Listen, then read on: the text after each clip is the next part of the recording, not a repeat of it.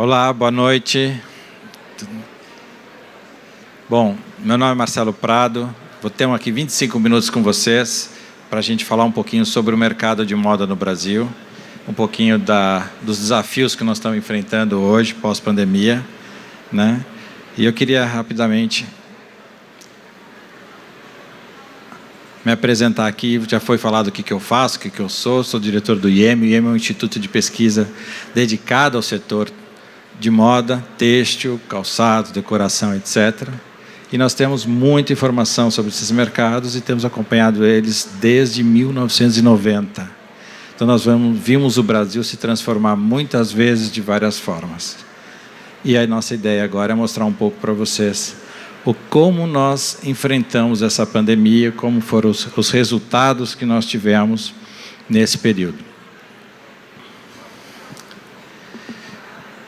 Todos acho que passaram ou conseguiram, vivenciaram tudo o que aconteceu quando nós tivemos aquela situação da pandemia que as lojas todas de vestuário fechou. O mercado fechou. E quando as pessoas foram para casa, nós descobrimos uma coisa: pessoas em casa não consomem roupas. Nós não precisamos quase de roupa. A gente usa roupa para o moletom para andar na sala, para passear, para ir até o supermercado de leg e olhe lá. Mas a motivação do consumo, tudo que movimenta esse mercado, todas as nossas coleções, tudo que a gente desenvolve, coloca nas nossas coleções, para criar atratividade para o produto, perdeu sentido.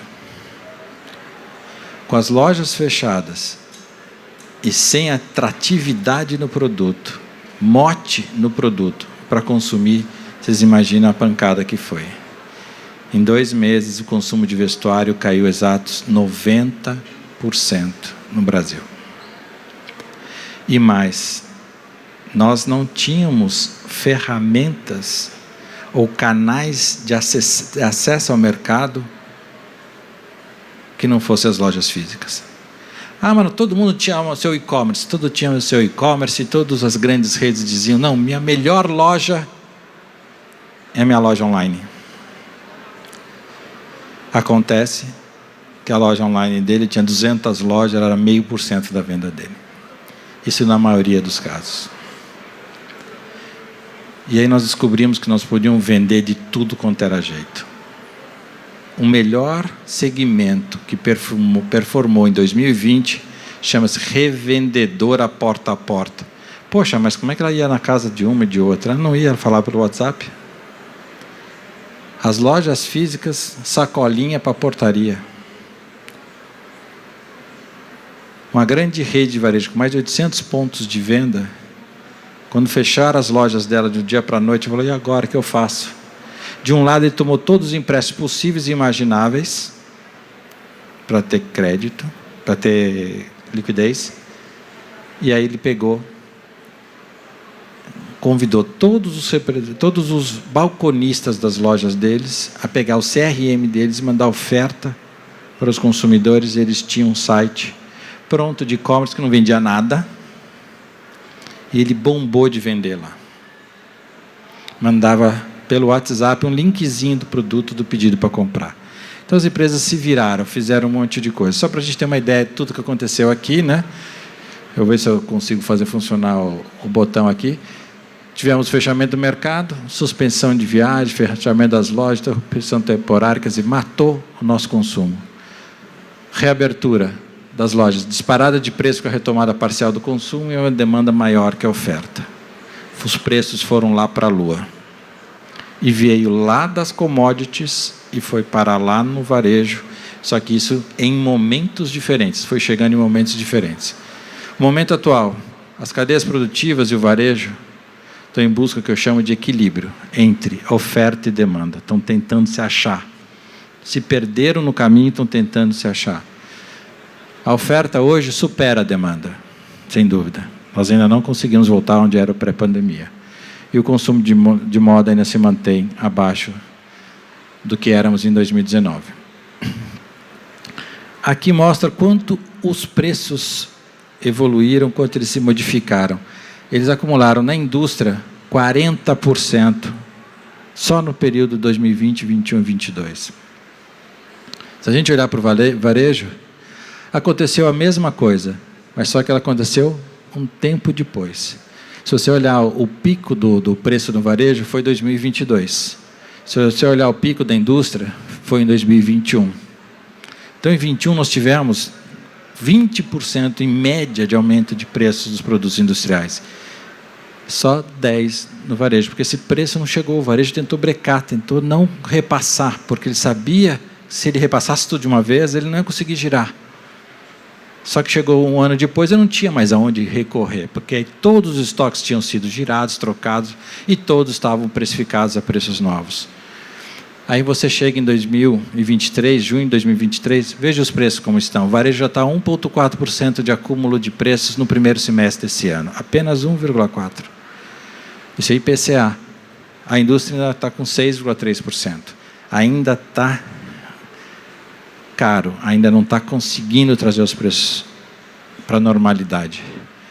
Dentro desse processo, teve um impacto muito claro aqui para nós. Se a gente olhar a curva desde 2017, reparem que indústria, né, e o varejo em peças caminhavam juntas. Por quê? Porque o Brasil produz para si mesmo. 0,3% da produção brasileira de roupas é exportada. Ou seja, brasileiro produz para brasileiro. E tem...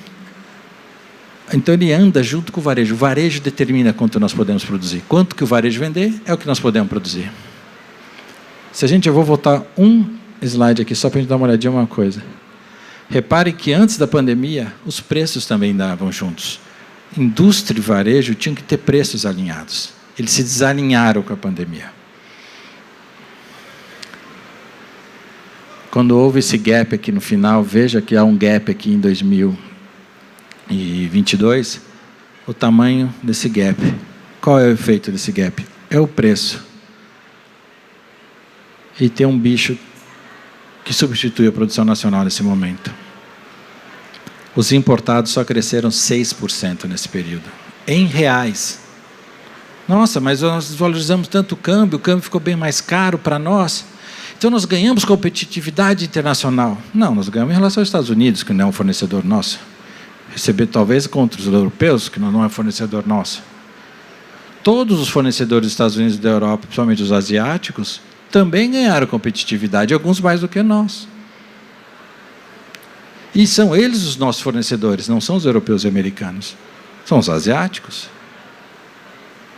Enquanto eles aumentaram de 6%, o preço, nós aumentamos 40%. O resultado foi o quê? Aquela boquinha de jacaré ali. Nós demos mais participação para os importados. Os importados cresceram a bagatela de 21 para 23, praticamente 700 milhões de peças a mais de importação. Chegamos a 1,5 bilhão. Então, esse é o movimento que nós tivemos aqui na pandemia. Em termos de grana, isso, mesmo aumentando 40% na indústria, o preço, não resultou em um grande ganho de faturamento. Se tirar a inflação, não sei, o valor nominal, não é grandes coisas, praticamente desaparece o ganho. E quando você coloca no varejo, ele ainda ganhou. O varejo conseguiu sustentar mais. Mas, assim, nesses últimos 2 anos, o varejo devolveu boa parcela do share que a indústria nacional tinha, ela entregou para o importado. Então, nós precisamos tomar muito cuidado com o que nós estamos fazendo aqui, quando a gente fala em políticas governamentais que mexam no câmbio, que mexam nas importações, que mexam nos custos das indústrias. E, ao mesmo tempo, todo o trabalho que nós estamos fazendo agora das indústrias de, aos poucos, ir repassando e controlando esses preços, porque nós tivemos muito ganho de margem em 21. Em 22, ninguém queria devolver margem. Mas ela foi desaparecendo. Ou você reduz preço, ou você não vendia. Em termos gerais, independente do posicionamento que você estava. Todo esse processo, no agregado, nós tivemos mesmo, foi uma perda de competitividade na indústria, e cedemos uma parte para os importados. Olhando isso com mais mais detalhe, olhando um pouquinho para o varejo, nós estamos falando hoje de 266 bilhões de reais de consumo de roupas no Brasil. Roupas é tão importante no consumo do brasileiro que ele perde para 2 ou 3 produtos. Basicamente, alimentos e bebidas, que disparado o maior de todos, né? Como produto consumido, não como serviço, estamos falando, e disputa ali com automóvel e material de construção, segundo ou terceiro lugar, e às vezes fica em quarto. Mas são os 3 que disputam o segundo lugar ali, depois de alimentos e bebidas. 214 milhões de habitantes, usando ainda o número do IBGE pré-censo, né? O censo está saindo agora, ainda vai ser consolidado, confirmado, muitas revisões vão sendo, a gente vai esperar concluir para a gente trocar para o novo censo. Mesmo trabalhando com o dado anterior, R$ 1.200 o consumo per capita ano. Cada brasileirinho, seja a renda que for, R$ 1.200 gastos com roupa. Você viu o tamanho da importância. 6,3 bilhões de peças foram vendidas no varejo a R$ 40. Você vê que nós somos um mercado bem popular, né? Nós temos muitas camadas de mercado. O importado ele ocupa algumas camadas. Há camadas aqui que nem o importado consegue entrar. Tem local no Brasil que a roupa chinesa é cara para o preço da roupa que é vendida naquele local, né? E 133 mil pontos de venda. Desde 2015, ano a ano, o número de lojas de vestuário vinha diminuindo. 2022 foi o primeiro ano que aumenta de novo o número de lojas. Isso não deixa de ser uma boa notícia. E ela diminuiu pela crise lá de 2015 e 2016, que foi a pior de todas, foi pior que essa. O problema dessa é que ela desequilibra. O e-commerce cresceu muito no vestuário, mas ainda é uma menor parcela. Nós dependemos muito ainda da loja física para vender, para faturar, para poder gerar negócio. Mas é 21 bilhões de reais, com um crescimento de 72% ao ano. Se a gente olhar para o varejo comum, 2,5% ao ano. Então, assim, mas é só 21 bilhões de reais. É, só 21 bilhões de reais de toda aquela montanha de dinheiro de roupa que a gente vende. Mas antes não era nada. E está crescendo muito nos últimos anos. E a pandemia empurrou de vez, derrubou de vez o murinho entre a marca e o consumidor final, usando a venda online para poder se desenvolver. Rapidamente aqui, como isso evolui, nós tivemos uma queda muito forte, né, com a pandemia de 6,45 bilhões de peças consumidas no varejo, caindo para 5,5. Número de pontos de venda, só aqui nesse período de 17 até 21, a gente tinha perdido quase 20 mil lojas, recuperamos 2 mil. Tem muito ainda aqui recuperar no varejo físico.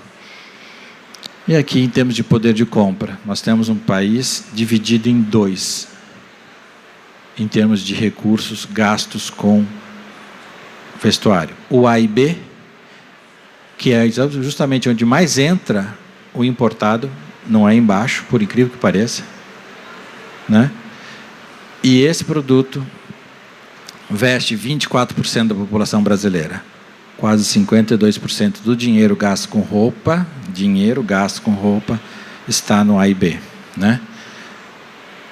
O D e E, 50% do dinheiro, um pouquinho menos, 49%, mas é para 75% da população.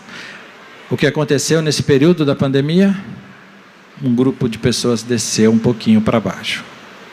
Perdemos, quando o país vai bem, um grupo de pessoas sobe nessa pirâmide. Nesse momento da pandemia, 1 a 2% da população acabou descendo. As grandes marcas, as marcas líderes do Brasil, elas estão aonde? No B e C.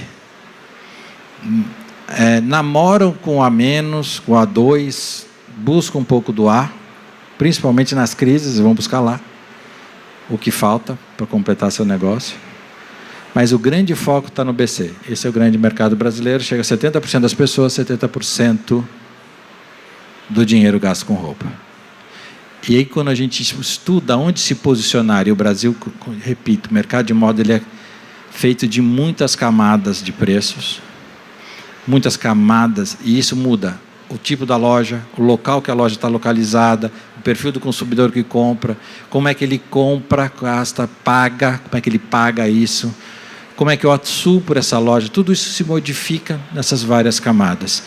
E o posicionamento de uma marca não passa só pelo estilo, pelo design, pelo preço. É por todo o pacote de serviços que ela coloca e como ela atua e desenvolve esses mercados. Falando rapidamente aqui da cadeia de suprimento. 150 bilhões de reais só a produção de roupas no país. Isso a preço de fábrica, né? 19.500 unidades produtivas, dentro do critério do IEM que ele utiliza, que é tentar considerar só fabricantes de roupa, aqueles que colocam as roupas, vendem roupa no mercado. E aquele monte de confecção que presta serviço para essas. Nós também consideramos, mas não aqui. Aqui eles fazem parte desse negócio, contribuem com os empregos e com a geração de valor na cadeia produtiva, mas a gente não conta quando a gente fala, são 19.500 empresas colocando produtos prontos de roupa no mercado brasileiro. Quase 1 milhão de pessoas ocupadas, houve uma quedazinha aqui em 2022, 5,1 bilhão de peças produzidas, 1,2 bilhões de peças importadas, 6,3 bilhões de peças consumidas, isso foi 2022. Quando a gente traz para cá, a gente vê o impacto, né?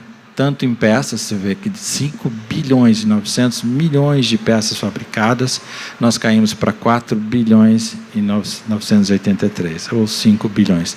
Quer dizer, praticamente perdemos 900 milhões de peças deixaram de ser produzidas. Quando a gente olha para que tipo de produto nós estamos fabricando, estamos separando aqui as roupas nas várias categorias, várias linhas de produto, né? A roupa casal, o grande produto do brasileiro, né? Que a indústria produz. Depois, na sequência, vem a roupa íntima e dormir, mas ela lidera em peças, ela não lidera em receita. Quem é o segundo aí em receita é a roupa esportiva, né?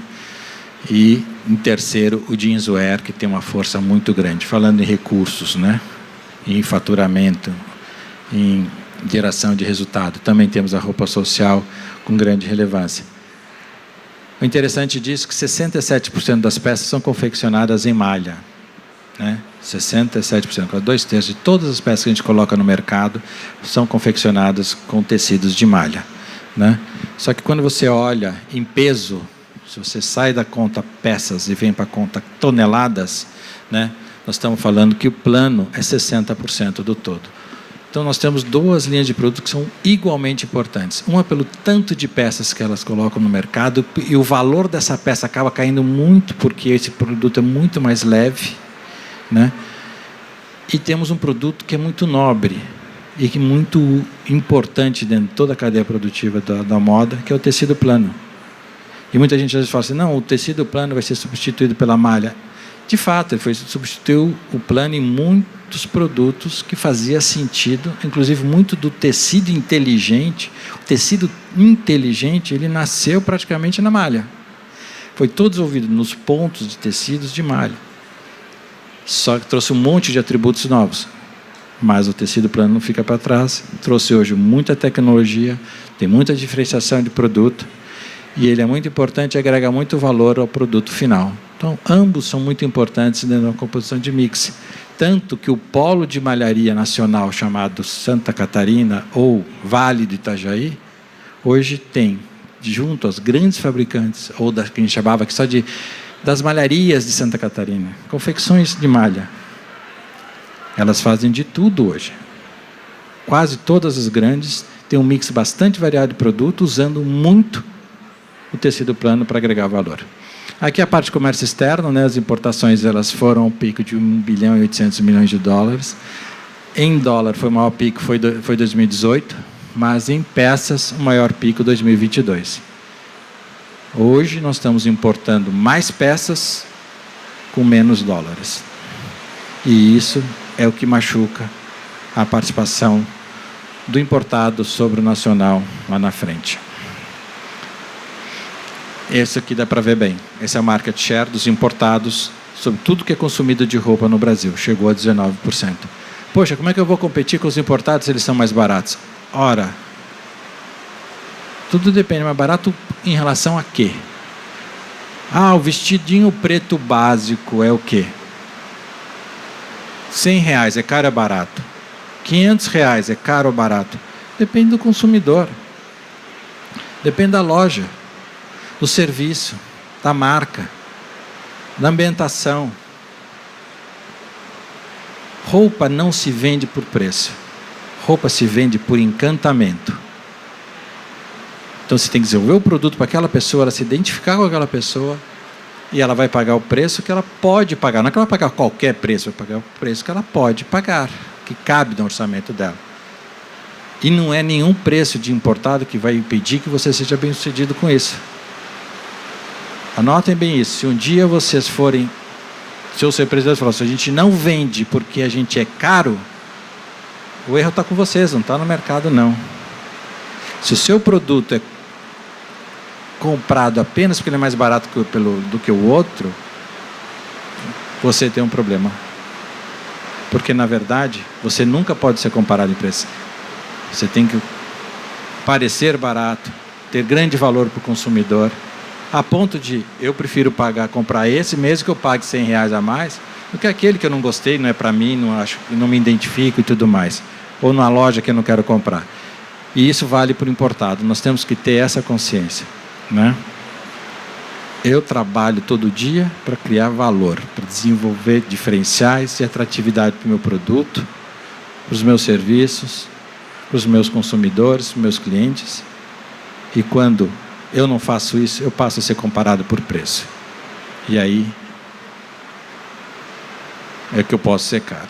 Para explicar melhor o cenário que nós vamos ter depois da pandemia, nós temos um mercado bastante desafiador agora. Porque nós passamos por um período de inflação muito alta e a inflação está sendo controlada. É muito importante que ela seja controlada. E se ela for controlada dentro do nosso setor também, aí sim nós teremos novamente varejo e indústria crescendo juntos, teremos novamente o varejo puxando a indústria nacional, porque a gente, como exportador, a gente é muito pequeno. Não que a gente não possa exportar, pode, mas se a gente for exportar diferenciais próprios, vamos exportar brasilidade, vamos importar originalidade, vamos exportar aquilo que só nós sabemos fazer do nosso jeito. Agora, se a gente for exportar preço, aí nós vamos perder para qualquer asiático, porque não é, o nosso ambiente não é o mais barato do mundo. Enfim, o custo de vida foi impactado pela inflação no pós-pandemia, limitando os recursos para o consumo de bens. Esse é o grande desafio que nós estamos enfrentando. E aqui explica melhor. Não sei se vocês sabem, os brasileiros, as famílias brasileiras, gastaram em 2022 6,1 trilhões de reais. Se a gente olhar aqui, esse dinheiro você pode separar em bens de consumo, que está ali em 2008, era 49% do dinheiro gasto foi em bens de consumo, em serviços 51%. Serviço é tudo que você gasta para viver. Celular, aluguel, IPTU, condomínio, transporte público, aquela coisa, tudo que você gasta para viver. Agora, bens de consumo é o dinheiro que sobra para você consumir algo. E o dinheiro que sobra, você vê que ele saiu de 48 em 2008, veio parar em 43 em 2020, em 21, 41 e em 2022, 40%. Então, sobrando menos dinheiro para consumir. E por quê? Porque os empregos que foram recuperados a um salário um pouco menor, inclusive. E os preços do que ele consumia, maiores. Então, apertou o bolso mesmo. Então não tem jeito, não tem o que fazer, vamos ficar em casa e esperar as coisas melhorarem para a gente poder voltar a crescer. Não. Tem muita empresa atenta e está olhando para as oportunidades que existem no mercado. As regiões do Brasil, o Brasil é muito grande, diferente, com regiões muito diferentes. Veja só a participação no mercado nos últimos 10 anos, como ela se modificou. O Norte perdeu 3,3% de participação relativa. O Sudeste perdeu 2,7%. O Nordeste, 1,5%. O Sul cresceu um pouquinho. O Centro-Oeste, 22% aumentou sua participação. Se você olha de outra forma, por outros ângulos, sai desse nível regional, né? E tem uma razão muito clara para o Centro-Oeste ter crescido, né? Não a foto explica por si só, né? Mas outras coisas estão acontecendo no mercado de consumo, né? Nós estamos interiorizando a demanda. São Paulo já foi 12% do mercado de roupa, 13% do mercado de roupa. A cidade de São Paulo, 13% do Brasil inteiro. Vocês terem uma ideia, né? Você juntar o Centro-Oeste todo, não dá os 13%. O Centro-Oeste inteiro, com Brasília dentro, não dava a cidade de São Paulo. A cidade de São Paulo hoje é 8,5%. Beira os 9%. Mas vem perdendo participação relativa. E na crise, 15, 16 e mesmo na pandemia, pós-pandemia, são as regiões que mais sofreram. Agora, você pega as grandes cidades do interior, elas cresceram muito, inclusive de São Paulo, inclusive de Santa Catarina, do Paraná e também do Centro-Oeste e até do Nordeste. Então nós estamos tendo uma interiorização e o home office só fez ajudar isso a se modificar. Outra forma, então, é crescer nas regiões que mais crescem, é um caminho para você enfrentar um mercado desafiador como esse. Outra, buscar os canais que melhor performaram. Veja todos os canais, como você vê, tem canais como varejo alimentar, que vende roupa, caiu muito, mas todos os outros cresceram, e alguns cresceram muito mais. Por exemplo, redes de pequenas lojas cresceram o dobro das lojas não especializadas, que vêm focadas em preço. Aqui, esse carinha aqui é o e-commerce. Ele cresceu 7 vezes de 2017 a 2022. A outra forma é como eu comercializo, como é que eu acesso o meu mercado. Isso aqui é um cliente nosso, e aqui é cada município, quanto mais escuro, maior o potencial de consumo dele. Aqui onde ele tinha lojas, ele tinha maior resistência em colocar e-commerce. Com a pandemia ele criou coragem, a gente convenceu ele colocou o seu e-commerce, foi desenvolvendo. Aí ele falou, sabe o que é o problema?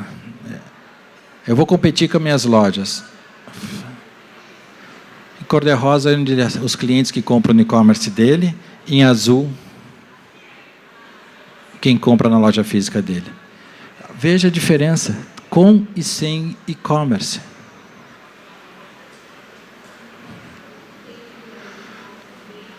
Outra oportunidade, perfil dos consumidores de moda no Brasil. Gênero dos compradores, né? Nós temos hoje uma população, né, muito equilibrada entre homens e mulheres, mas 70% dos consumidores que vão às lojas, os buyers, são mulheres.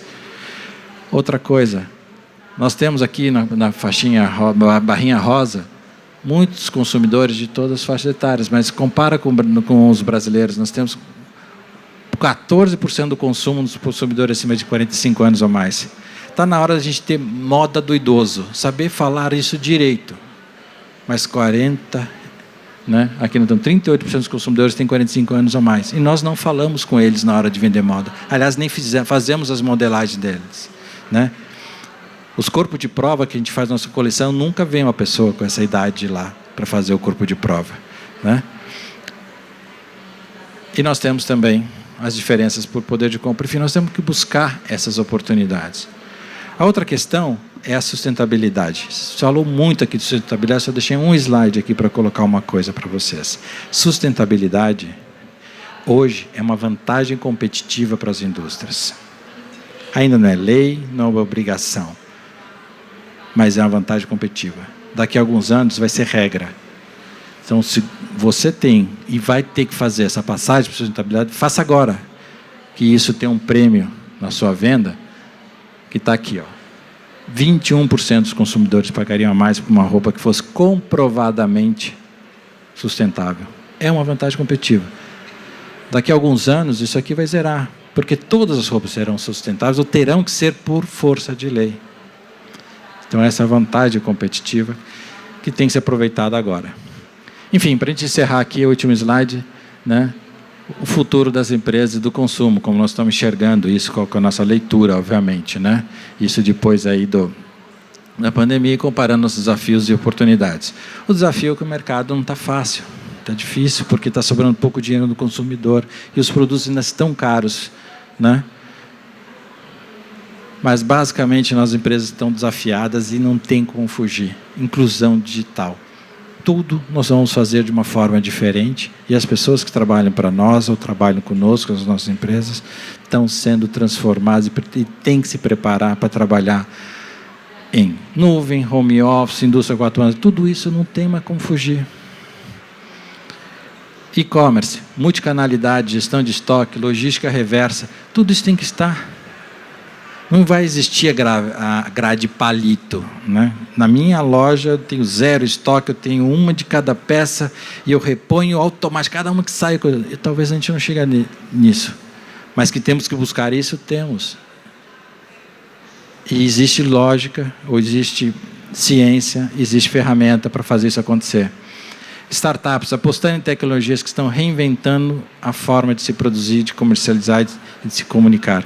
Nós tínhamos pequenas indústrias que imitavam as grandes e competiam com elas até se estabelecerem apenas fazendo um produto igual, imitado, de baixa qualidade ou menor qualidade que o original, mais barato. Ou seja, é só competir em preço. É uma competição de custos. E ainda sonegava para poder fechar a conta, porque a conta não fechava.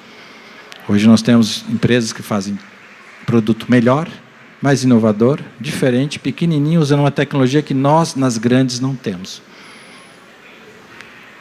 E elas hoje estão reinventando a história, é a forma de fazer, inclusive de se comunicar, não só de produzir, só de vender.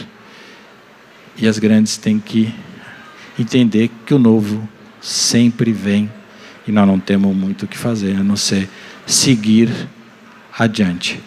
Loja física, hoje cada vez mais apostando no relacionamento, na jornada do cliente, é relacionamento acima de tudo, né? Sustentabilidade com vontade competitiva, antes de virar regra. Responsabilidade social e governança cooperativa com premissas para o desenvolvimento futuro das empresas. Não temos também como fugir disso. E isso já virou regra, isso já virou lei. E quando a gente falha, custa tão caro que pode custar a vida das nossas empresas. Então eu queria só que vocês tivessem esses pontos na mente, porque são nossos grandes desafios e também uma grande oportunidade para quem pode. Bom, encerrei aqui, só queria então deixar para vocês um QR Code, quem quiser uma resenha dessa apresentação, né? Ou então, quem achar mais fácil, pode copiar ali, www.im.com.br, palestra Febratex. Gente, era isso. Agradeço a todos, obrigado e boa noite a todo mundo.